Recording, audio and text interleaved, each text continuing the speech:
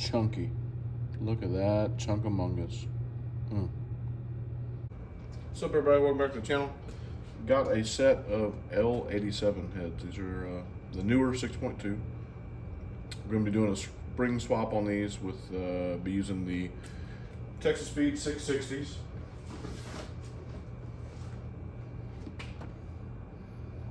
This is the TexassSpeed's go-to spring kit for pretty much any big cam. This is what they recommend, and man, I don't know how many of these we've done, but done a lot. Got a few videos showing most of this process. Lately been getting some questions about lapping the valves, cleaning the head, some of that stuff. So I thought I'd just go over a few things and then, disassemble this head and clean the valves and, build them. As far as cleaning the head, you can clean on these. I think I've mentioned it before. You can clean on these until you're out of everything. You're tired of cleaning. You're out of solutions. You're out of whatever. Yeah, you can take them to a machine shop and they can, do their thing and deck them and get them all nice and pretty. This particular head here was not in that bad of shape. Use a little super clean on it and water, mix like 50-50, and then razor blade, nice and flat, and just get all the carbon that sits here, get that off. The little carbon that sits on here, get that off. You can get in here with a little wire brush, brass brush, whatever. You're not going to hurt anything. The surface is already extremely rough from the factory, so you're not hurting anything. You see this one still has some carbon. I've scrubbed, I've cleaned, I'm done with these. These are clean. In my opinion, these are ready to go on the car. I will pull the valves will get cleaned as well, but this is clean. All right, let's get started cleaning these valves up. I love doing these type of videos. I like helping people, especially a guy like me in the backyard that's kind of doing the same thing. And I know this is gonna get comments from people that, they've been doing this for, 78 years and I don't know what I'm doing, and all that's just freaking great. I don't care. I'm showing you what I do. I'm showing you what works for me, and I'm showing you that what I've done over the past however many years we've been doing this now works and doesn't hurt anything. Some of this stuff's not as sensitive as you would think.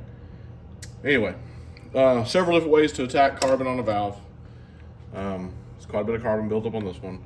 Main thing to kind of just stay away from is the cut right here where it sits on the seat inside the head.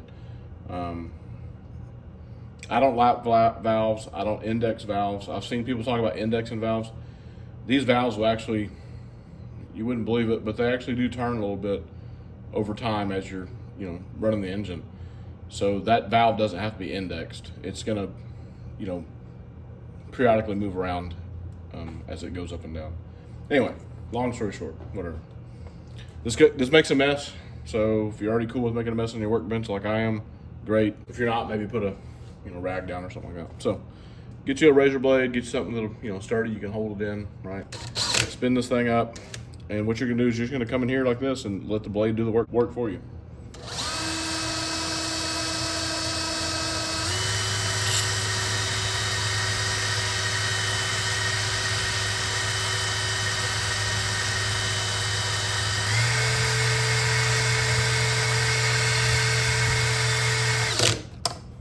So all the big chunks of carbon are gone. Yeah, you've got some discoloration, but you're gonna have that on motors that have miles on them that's been ran. As far as the back of the valve goes, we can get all this off, and we can clean the front of the valve up a little bit too. Any type of Scotch-Brite pad would work, and you just hit the back of that valve. Like I said, you just don't want to bear down. This ain't gonna take metal off. This ain't gonna take enough off to care. So you're just cleaning the valves, all you're doing. So first thing, we'll just polish up the stem a little bit.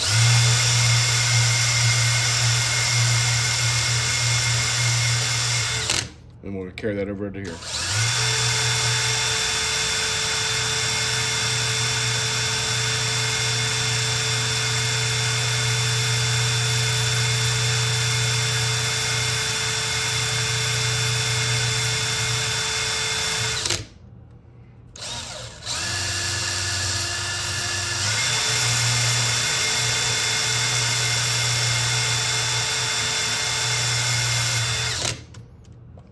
the carbons off the back. You can clean the front up if you feel like it.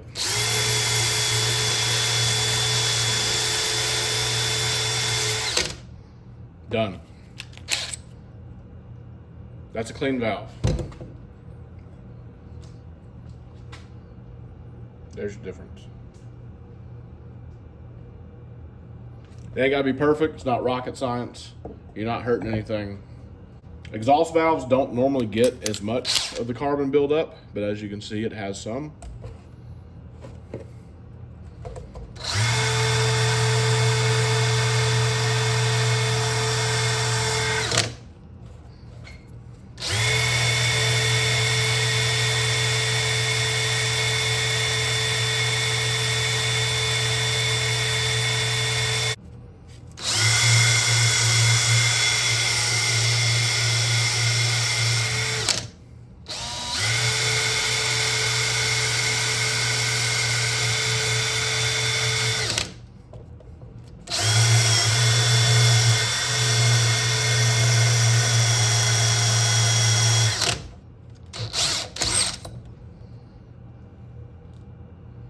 Cool.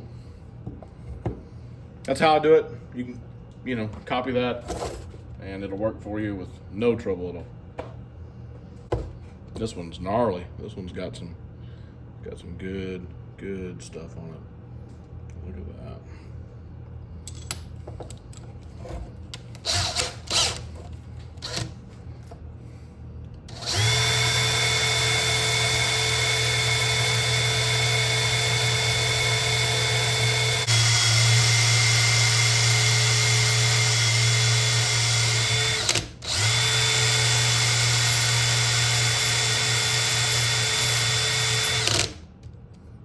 Beautiful, beautiful, beautiful.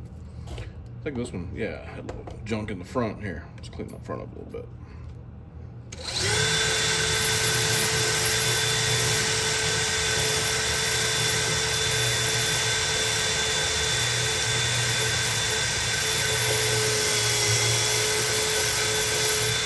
Cool. And this ain't even a have-to thing. I mean, if you want to swap your springs without cleaning your valves, go right ahead. It's not gonna hurt anything. The motor's been running fine with all that carbon buildup like it's been. No big deal. My thing is, if I'm in there, I've already got the seals out and everything, and the valves are about to fall out anyway, might as well clean it, right? I mean, you may get like, 0.3 horsepower out of this. Who knows?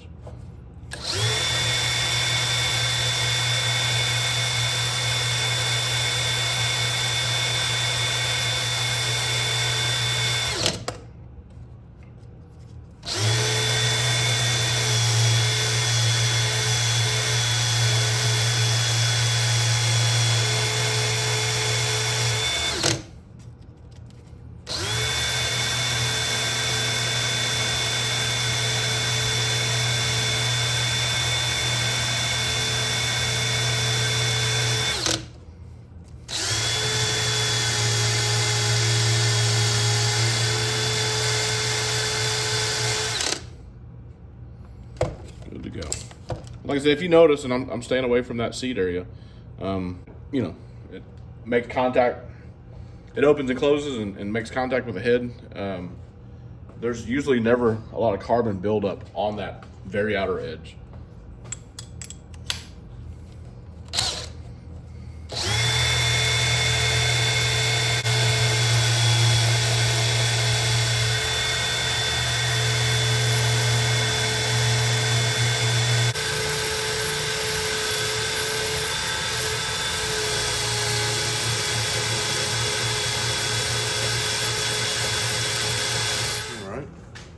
Get these valves back in their home here.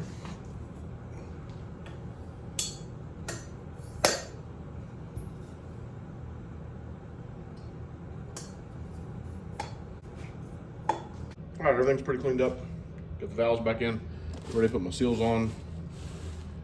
If you're not familiar with one of these kits, if you've never done this before, you got titanium retainers. Here's your valve seals. The original seals you took off, they may have been all the same color. They may have been brown and black. Brown's your exhaust, black is your intake. But with these, it doesn't matter. You have to run these They're made for that inner spring to seat on there. These are, you know, seals and locators is what this does. Just a seal and locate. You can't run a stock seal. I think I got one here somewhere. Yeah. So here's a stock seal. It's got that little ridge on it. That spring will not fall all the way down. With these, like it's supposed to be. Just a little bit of grease or whatever you got, just to, basically what I'm doing is I'm leaving that valve stem where the lock goes. That way it doesn't catch and doesn't tear your seal as you put your seal on.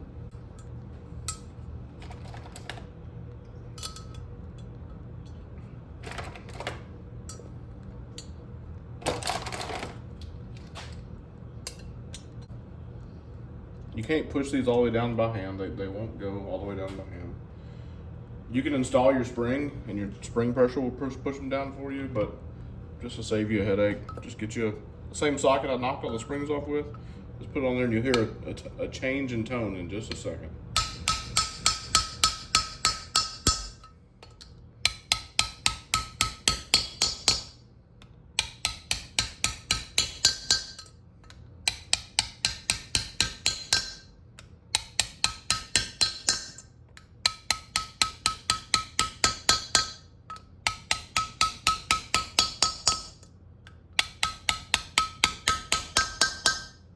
It. I wasn't applying a lot of pressure, it didn't take a whole lot. So now we're ready to install the new springs.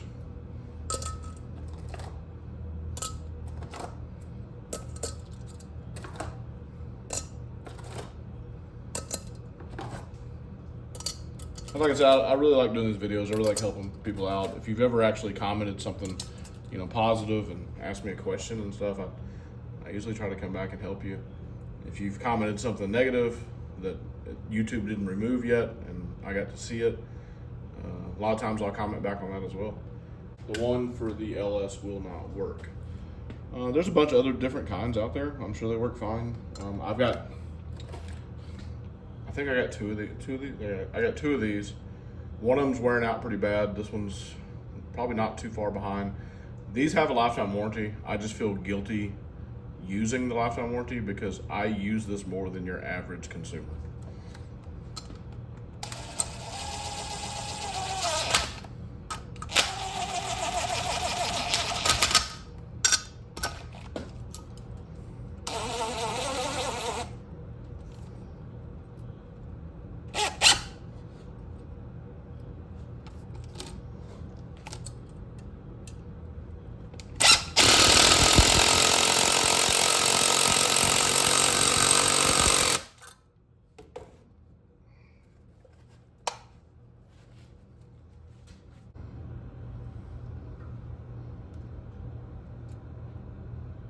If you've done everything right and everything's lined up good, basically you can get your locks on. You can push your valve down. It'll hold inside the retainer. That's pretty much it. Tedious work, not hard work. Tedious work.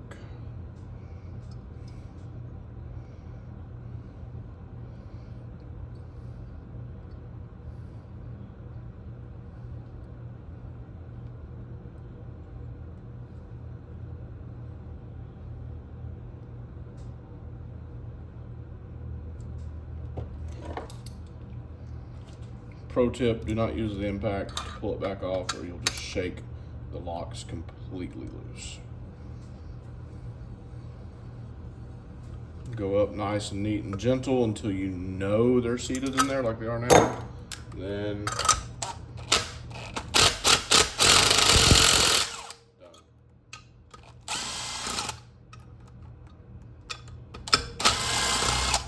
And just move on to the next ones. I hope this really helps some folks that are, you know, stuck doing this thing or just attempting it for the first time. Nothing about this is hard. You just have to have the right setup, the right tools. And as far as cleaning goes, it's up to you and your patience level and how clean you want to get these things. You'll see these in upcoming build. This particular motor is getting painted poppy pink, which is going to be pretty crazy. Like I said, so LD7, poppy pink, CVF front end kit, an LC7 cam, I believe, which is one of the, I think it's the biggest one Texas Speed sells for the LT. And it's got an LT4 supercharger, so it's going to be a pretty stout piece. I think the last LD7 we did in that same setup, man, I think it made 630 at the wheels, something like that. Anyway, this is another, I believe this is another like show car SEMA style build. You know, those get fired up, driven off the trailer and to the show, and then back on the trailer and back home. But yeah, be a pretty cool build. I'm gonna go knock the rest of these out real quick. All right, all finished up. LD6, LD7, 660 springs. My boys over here at Texas Speed know what they're doing. Love how the retainer covers the spring. Love how everything goes together, nice and neat. No troubles, all smooth. I hope that helps people out on cleaning the valves. Like I said, on cleaning the heads up, man, I mean, you could be out here forever. It just depends on how clean you want to try to get these things. If you want to leave a positive comment, man, always appreciate, love seeing them. If you want to leave a negative comment, hey, that's your prerogative, that's great. I don't mind it. Anyway, like, subscribe, share, ring the notification bell. Have a good one. See you on the next one.